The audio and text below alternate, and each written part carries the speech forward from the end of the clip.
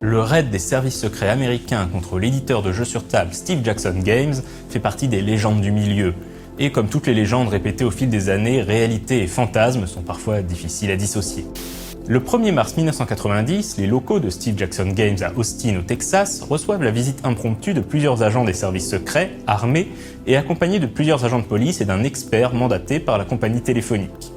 Menés par un agent nommé Tim Foley, les services secrets saisissent plusieurs ordinateurs, notamment les serveurs hébergeant les forums de l'éditeur, des épreuves papier de jeux en cours d'écriture, forcent les cadenas des caissons des bureaux.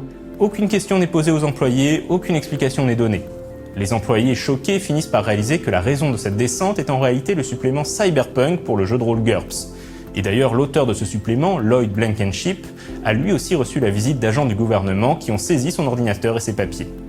À l'époque, les services secrets américains ont décidé de déclarer la guerre aux hackers, et plus particulièrement aux freakers, les pirates des lignes téléphoniques.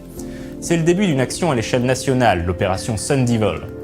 Le raid contre Steve Jackson Games n'est pas directement lié à l'opération Sun Devil, mais témoigne de la paranoïa qui saisit les services secrets américains au début des années 90. En effet, il se trouve que Lloyd Blankenship, l'auteur de GURPS Cyberpunk, est un ancien hacker sous le pseudonyme The Mentor. Et pour écrire son supplément, il héberge un forum privé où il discute de diverses idées liées au hacking dans un univers futuriste avec d'autres pirates. Résultat, les services secrets commencent à le soupçonner d'être en train d'écrire un dangereux manuel du piratage informatique.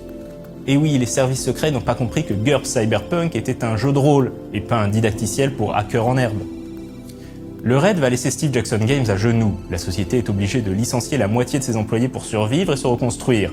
Quant à GURPS Cyberpunk, il devra être réécrit à partir d'anciens brouillons, vu que les services secrets refusent de restituer les disques durs avec les versions plus récentes des textes.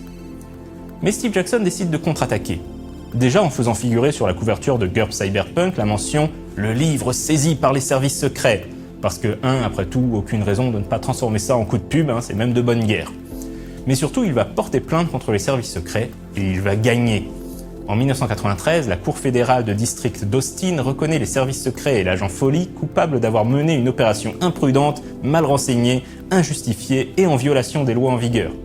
Le juge fera également la morale aux agents en leur rappelant que leur mission est d'assurer la sécurité des citoyens, pas de se comporter comme des voyous. Cette affaire incroyable contribuera également à la création de l'Electronic Frontier Foundation, une organisation internationale à but non lucratif dont la mission est la défense de la liberté d'expression sur Internet. Voilà donc une bonne raison de se souvenir du Steve Jackson américain, même s'il est désormais surtout connu en tant que créateur de Munchkin. Mais ce jeu est une excellente opportunité d'expliquer dans la prochaine Minute du Geek le concept du gros bill. À la semaine prochaine.